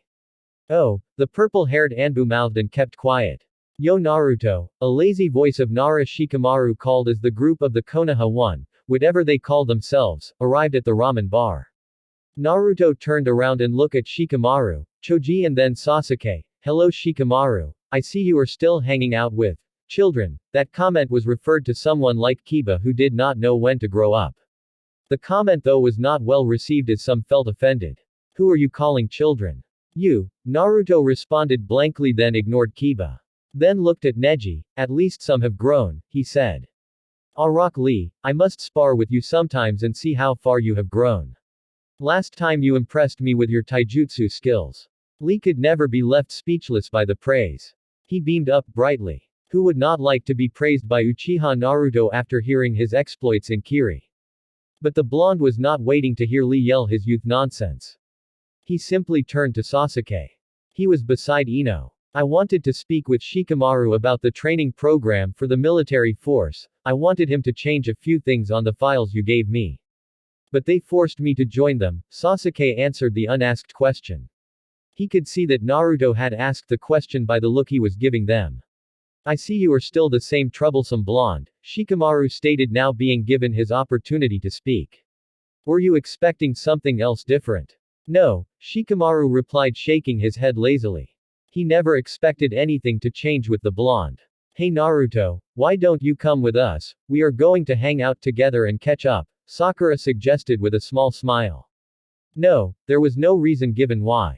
It was a firm reply that left Sakura mute. Oh, now because you are the Uchiha head clan and hero of Kiri, and are on a date, you think you are all better than us, an angry voice of Kiba yelled as Hinata tried to calm him down. Naruto turned around going back to his ramen ignoring Kiba. He did not want to be dragged into petty arguments. Of course this seemed to infuriate Kiba. Don't you dare ignore me, bastard. No one seemed to be willing to quiet the Inuzuka clan heir. You are loud, the blonde said. Perhaps if you were not so loud I would have given the idea a thought. Naruto responded not even looking back at Kiba. Sasuke after this thing, come back at the compound with Shikamaru, I have some matters to deal with him. Sasuke nodded with a shrug of his shoulders. That bastard. You know Naruto, you don't have to be so cold, Yugao said. I refused the offer because I was not interested. I explained to Kiba why I was not responding to his petty outburst, Naruto stated looking straight at Yugao. How do you call that being cold? Yugao fell silent, not willing to say anything further. Come on guys, let us go, Shikamaru stated, not wanting trouble to start. For sure, in Naruto's own explanation, nothing is wrong with the picture. The group then walked away from the ramen stand. Is that your way of telling them to go away? Yugao felt herself compelled to question. No, Naruto replied. Sakura knows that I have never been interested in anything she does, since we left the academy. Kiba was just being childish. The others were not so much bothered because they know I have never been interested in them. And besides, I prefer being here with you than with them. I guess you are right, Yugao said with a sigh. My ramen has become cold. It was then that she realized what Naruto had actually said. Normally, he would not have said something like that, but he did. She was happy that he had said he preferred being in her presence, the group that just left. Yugao looked at Naruto carefully. She was having more effect on him than she had thought. Perhaps he was capable of changing. Naruto, she said in a calm tone. Why don't you like people close to you? Naruto looked at Yugao straight into her eyes. I have no need for petty affections, don't you believe that? Yugao shook her head. I am the only person who is close to you and can understand you in this village. I know you don't care about most things, and that you deny yourself many things because they will get in the way. She paused for a moment. You are so absorbed in your goals that you discard everything else. Have you ever asked yourself this questions? What will you do when you have completed your goals? Who will you be with if you push everyone away from you? Will you survive being alone? Naruto looked away from Yugao and stared at his cold ramen. His heart was acting up again. He did not like it. True, he had never asked himself those kind of questions. But they were not important, he would deal with it after everything was completed. In his younger days, he felt despair, loneliness, hopeless. He had felt all those things. They saddened him greatly. But he never wanted to experience those things again. It was why he did enough to never speak about the things of the past. His past was not pleasing, hence his dislike of the things of the past. He had made his mother a promise. But now was not the right time. It was also not the time for him to have such thoughts. He shook his head. You may be right, Yugao, Naruto said calmly. Later that day, the hideout, the day did not have much for him to do. It was still pleasant. He had managed to complete some of his training even with Yugao's interference. Well, he could not exactly call it that. It was lunch after all. Still, he had to move out of Konoha soon. The only place he had been visiting were the hideout and Dragon Land.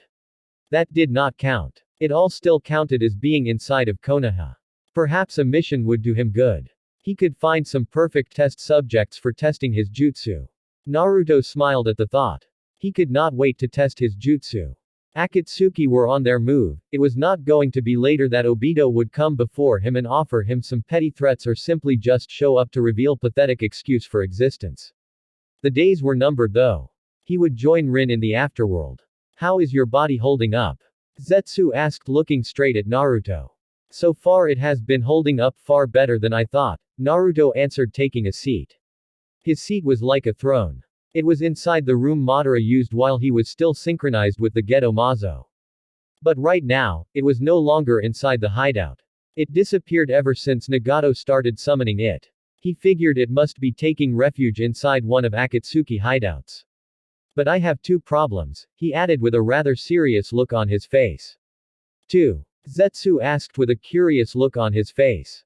Naruto nodded. The second problem is worrying, but I will have to find a permanent solution soon. It is targeting the cells, nerves in my body. More importantly, it seems to act up when I use my Kekkei Genkais.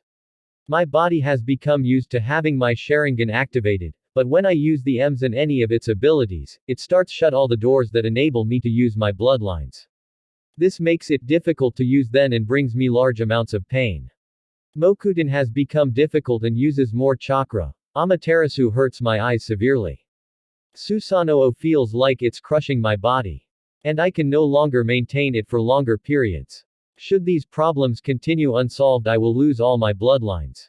The first problem is not so much worrying since I know I can solve it. At first, when I used much more chakra for S-rank jutsus, my chakra system seemed to take some damage. If I had not found a solution to that quickly, my chakra system would have been leaking chakra throughout my body. This would make it uncontrollable.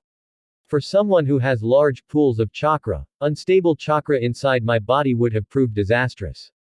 Zetsu whistled. Do you think he planned it all? Yes, Naruto responded with a nod. I think that the purpose of the poisoner virus was to destroy my chakra system so that I would not be able to use it. But because of the secrets of my body, that purpose was altered. For someone like you who is proud of his power, if you were to lose it all, you would never be able to survive, Zetsu stated. But because the destruction of my chakra system has been delayed, the virus seemed to have another target, making sure I never use my bloodlines. It seems like it was created that way. So if you dealt with the first problem, if the virus would attack something, either way you are screwed. It appears so, Naruto stated. He had this calm look on his face as if this not a serious matter. Anyone would be definitely freaked out by this. So how long do you have? I don't know, it's unpredictable. The medicine I am using now is fighting, but it seems to be losing strength. It is like the virus is adapting to it, Naruto sighed, placing his hand under his chin. Should anything happen, you will have to kill me. That is if I don't die immaturely. Zetsu was silent, trying to decipher what Naruto was saying to him. The blonde then decided to explain. Although I would not do this, my existence has to continue until I complete my objectives. You will have to make Nagato use the Rinne Tensei to revive me. I don't care how you make him do it. But I still want him alive. My body should be rejuvenated in my rebirth. Zetsu nodded with a grin. Why do you want Nagato alive? I want to fight against the so-called god of aim. And I want to see the power of the Rinnegan. It is only a matter of time before I awaken my own eyes. I want to see what they can do. But in his current state, Nagato won't be much of a challenge. Nagato was immobile and Naruto would not like to fight with puppets. Not really, Naruto said, earning a look from Zetsu. Obito will think of something to return Nagato to the state he was before synchronizing with the Geto Mazo. Do you think Obito would give Nagato more power than he has now, even when he plans to take your grandfather's Rinnegan from him? He will, because it works better for him. If Nagato is given his mobility back, he will prove more of a challenge to me. Either he loses or defeats me, it works better for him. But in his current state, it cannot work better for him, Naruto explained. If both you and Nagato fight in an even battle, you will both tire each other out. Obito can then come and finish things because both of you will be weak. If you do defeat Nagato, he will come and take advantage of your weakened state. If it is Nagato who is victorious, he will do the same, Zetsu realized. Do you really think he will do it? Obito will do anything to make sure that the plan succeeds so he can live with Rin. Everything is because of Rin. Why does he not just get Nagato to bring her back with the Rinnegan? That would complicate things. Even he knows that she will not be happy. Also, Obito is technically no longer human because how he survived.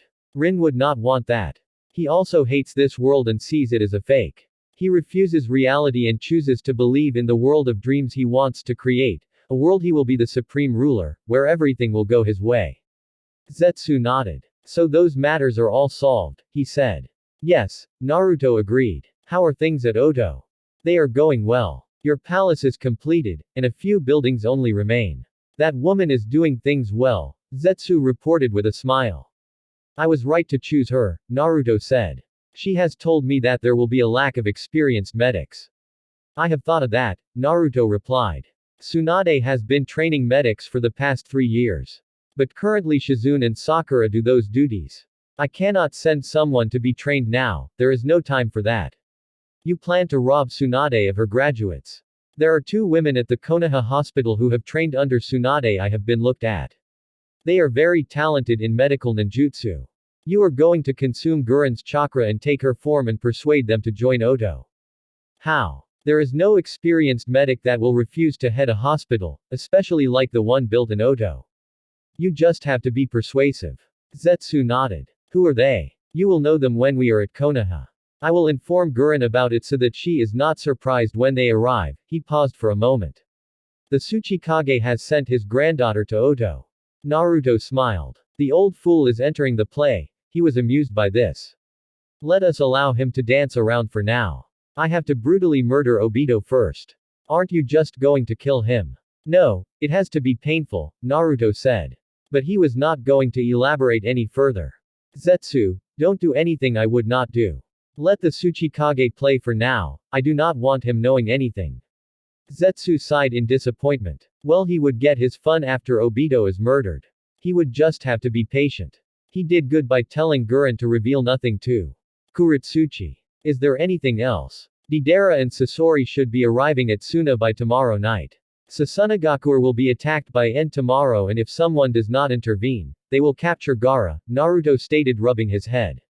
This was troublesome. Tomorrow was a council meeting he had to attend. Sure, he would rather fight than sit at the council meetings, but in this case he would sit down. You are not going to save the cage? Zetsu asked with a curious expression on his face. No, Naruto responded shortly. That was a surprise. Naruto seemed to value of the life of a Jinchuriki, and he had spared Gaara's life during the invasion. He could have killed him like he did to anyone he fights with seriously. But chose not to because the cage was a Jinchuriki like he had been, like his mother. As far as he knew, Naruto would save a Jinchurikis if he could, or if he had nothing against the human sacrifice. But the blonde had nothing with Gaara nor Tsunogakuer. You surprise me, Zetsu stated, but then something clicked inside his head. Oh, he mouthed. I dislike the desert, the blonde said. I refuse to fight a man who fights with puppets. Deidara also only does fireworks, something like that does not interest me. So you are just going to leave it as it is? It would be a surprise if he said he was going to leave it as it was. No, Naruto said, shaking his head slightly. He activated his Ms. I have to spend much time with my Ms activated now. For the next days, I will have it activated always so my body can adapt. Now the blonde had gone out of topic. To answer your question, this gives a chance to test Suna's strength. If they cannot repel a fireworks user and a puppeteer, then they are weaker than I believe them to be. You do realize that there is a high probability that they can succeed in capturing Gaara. Yes, that is why, to be on the safe side, you will absorb some of my chakra and go to Suna to give Gaara a copy of the file we have on Deidara and Sasori. I thought you gave Jiraiya that file. Should he not have already given it to him? Zetsu questioned. The file I gave Jiraiya did not contain everything, it only had abilities. But the one we have has abilities and how to counter them. I actually thought you gave Jiraiya everything. Naruto shook his head. If they fail given all that, then Suna should be stripped of its position as one of the 5 great hidden villages. I will go and see Gaara tomorrow, Zetsu stated. Good, Naruto said, standing up from his seat.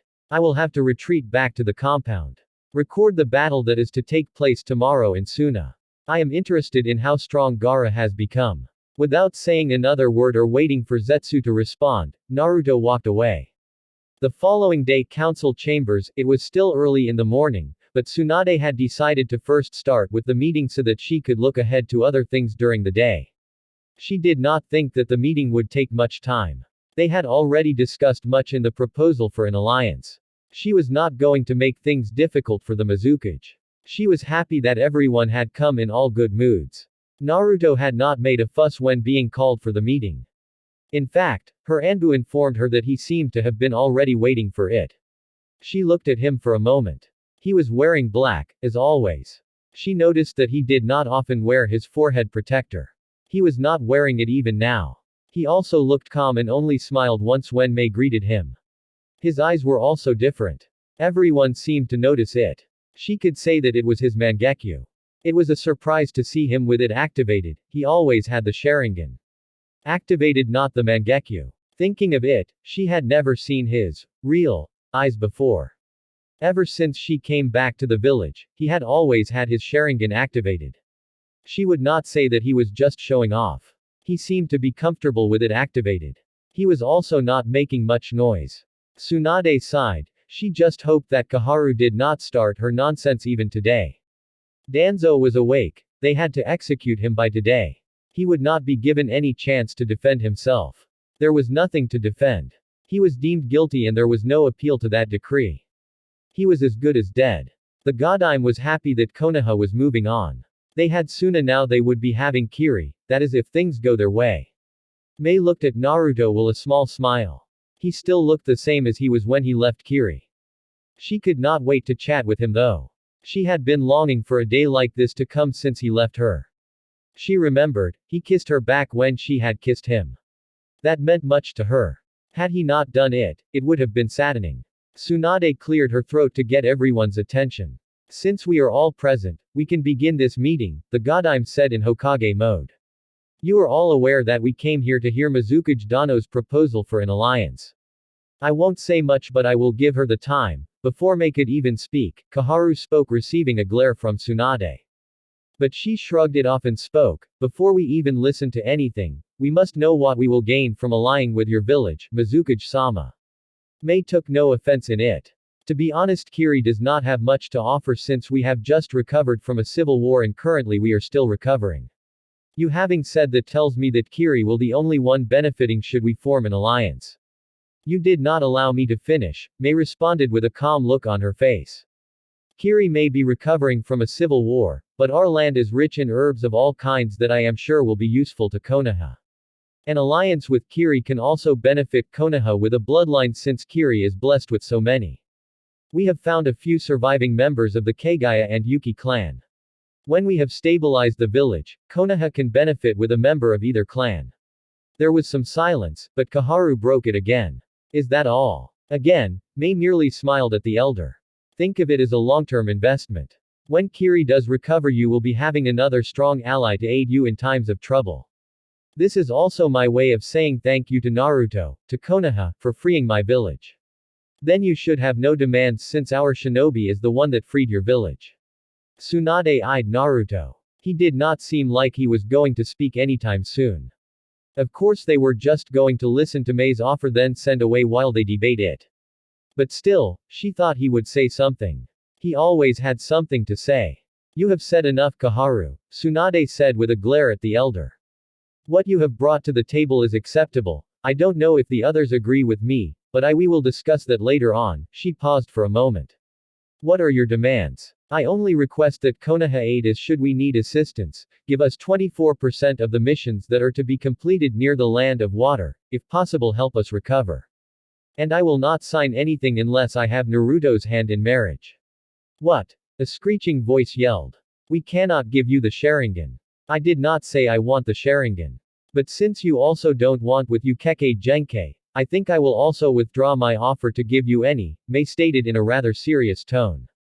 I only want a marriage with Naruto and you must not forget that I am a wielder of two bloodlines. Rare bloodlines for that matter.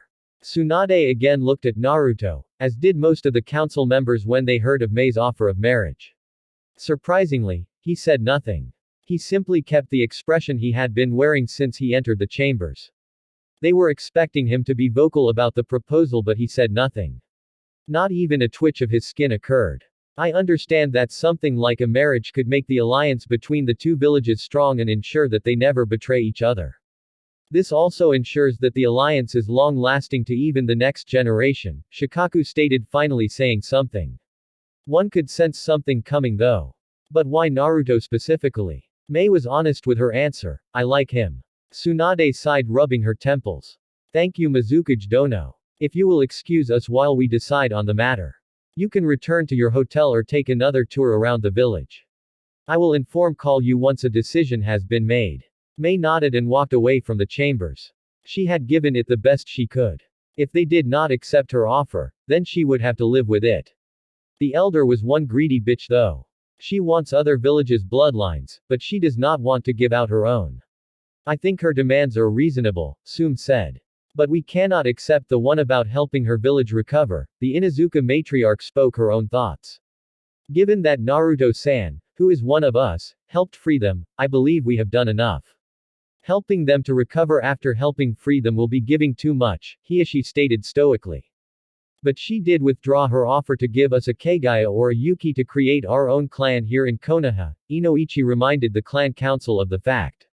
That is because someone had to open their big mouth, Tsunade said, sending a hard glare at Kaharu. She stated that she was not interested in the Sharingan, Shibi said. That leads me to believe that any child she would have with Naruto-san would belong to Konoha. But she stated with a very interesting fact, she is a wielder of two bloodlines, Shikaku stated, allowing the words to play inside their heads. We must also not forget that Naruto himself is a wielder of two bloodlines, very powerful bloodlines for that matter, the Sharingan and Mokuten. I wonder what sort of monster they will create. Homura thought aloud. What if by some chance they give birth to a child that possesses all four bloodlines? How powerful would that child be? Naruto was already really strong with only two of the bloodlines and he had not even reached his prime yet. Mei herself was a cage-level shinobi with her bloodlines. Really, what monster would they give birth to? It does not matter. We know should we agree to this, their child will be strong, and we might even gain one of the Mizukage's bloodlines, Kaharu stated. So far we agree that the proposal is good, except for the part where we help Kiri recover, correct? The clan heads, except for Naruto who had been quiet, nodded. What about our own demands and what we will give Kiri? I don't think that there is nothing that Kiri can give us at the moment. As the Mizukages said, the alliance will be good for Konoha on the long run, Shibi stated his own thoughts. The others seemed to agree with him. Tsunade nodded and looked at Naruto. What do you have to say about it, Naruto? Do you have any objections to the marriage should we accept the proposal? All the eyes turned to Naruto. It crossed everyone's minds that Naruto could simply say no to the marriage proposal. While Mei was a desirable woman, Naruto seemed not to care for that. I have no objections, Naruto answered. Calmly. There was some silence before Tsunade spoke again. I would consider this meeting over. But Jiraiya has informed me that Otogakure is being rebuilt and is nearly complete. I had known this for some time, but I wanted to get more information before presenting it to you. Otogakure. The same village that was created by that snake trader, Orochimaru. Tsunade nodded. A woman named Guren is leading it. She was one of Orochimaru's most powerful subordinates. She paused for a moment. Naruto, what do you know about it? What you know, Naruto responded. Oto is being rebuilt by a woman named Guren. Before any of you gets any idea, we will not be acting against Oto. We will only do that if it does threaten us, until then, dismissed. Later that day, Uchiha compound, I have been waiting for you, Naruto heard as soon as he entered the house. He recalled the voice as Mei Terami's voice. He walked in and saw her in the company of Sasuke. The Uchiha excused himself seeing him arrive. I am not surprised, Naruto said walking towards Mei. He stopped beside her and placed his hand on her shoulder, surprising her slightly. But she did not say anything. Come with me, the blonde said and disappeared in a swirl of red flames. They appeared at Minato's house. Mei looked around with a curious raised brow. What is this place? Another house that belongs to me, Naruto replied as he ushered her to the library. He sat down behind the desk and motioned for Mei to sit on the chair in front of the desk. You know, it took much more convincing to get Ao and Chojuro to leave him alone at the compound. They did so only because they believed you would not do anything given that they had already seen you at Kiri. So when they return to fetch me they will be alarmed to see that I am not there, Mei stated looking at Naruto calmly. She was not worried though. She had told them she would return to their hotel. But knowing her bodyguards, they would return if they saw it getting late without her return. We won't take long. Where were you after the council meeting?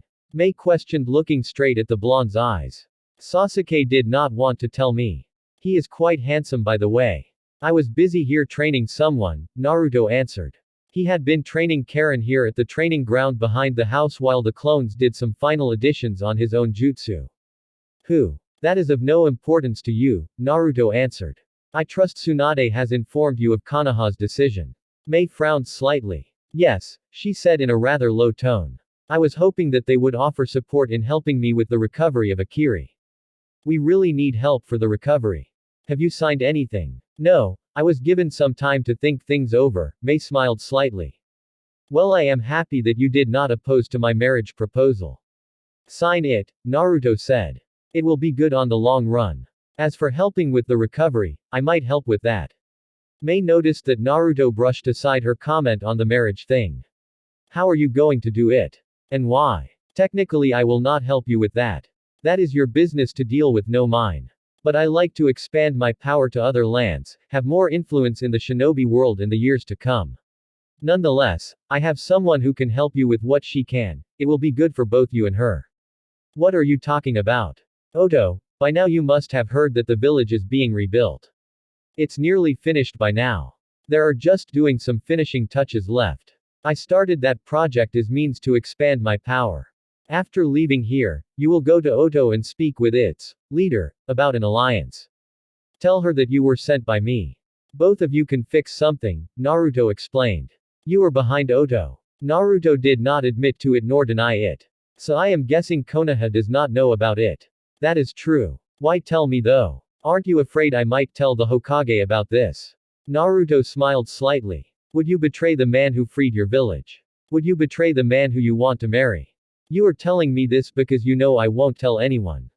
He was sure she would not tell a soul because she owed him and she liked him. He was much more sneaky than she thought. She did not think he would pull something like this off. Naruto did not respond, he simply looked straight into her eyes. You are expanding your power. For what purpose really? Do you want to take over the world? You basically own Kiri, I'm guessing Konoha will follow soon. You now have Oto, for what purpose? She did not want to think that he wanted to take over the world and be a supreme ruler. Kiri already loved him. He had 3 villages on his palm, 2 being 2 of the 5 great villages and Konoha being the strongest. And now Oto. Those with power are the only ones people can listen to. When you have more power, your impact on the world becomes greater. I already have power, but it will be greater with villages behind me. It seems to me like you plan on controlling the elemental nations. Not at all, Naruto said. If I wanted that, I would have told you would be taking orders from me as I was the one who freed Kiri. If you had refused, you could have been killed by remaining Yagura's forces. And I would have become Mizukage. I would have gone to Kumo, use my Mokuden to subdue their Jinchurikis and summon the Kyuubi and allow it to destroy everything until the Raikage gets on his knees. The same could be said for any other village. That was possible, very much possible. Mei knew that. The Kyuubi was the strongest of the Biju, and if Naruto could subdue the other villages' Jinchuriki, the Kyuubi would destroy anything on its path. It nearly did that to Konoha. It can still be sealed, Mei said. It's possible, but to seal it you have to stop it from moving, hence the question, can you stop it from moving? Naruto questioned, not expecting Mei to answer. Many villages tried to take the Kyuubi for their own long ago but neither succeeded. The Kyuubi is by far superior to any other Biju. So far it has been sealed thrice. The first time Hashirama used Mokuden to subdue it, the second time it was just transferred to another host. The third time, it was a mixture of a special ability and Fuinjutsu to hold it back. Are you saying that no one can hold it back now? Someone can do it. Shinobi are full of surprises. But notice each time the Kyuubi was alone when it was sealed. This time I would be there to ensure that no one attempts to do that. So you don't want to control the world. What do you plan? Let us leave it at that, Naruto stated.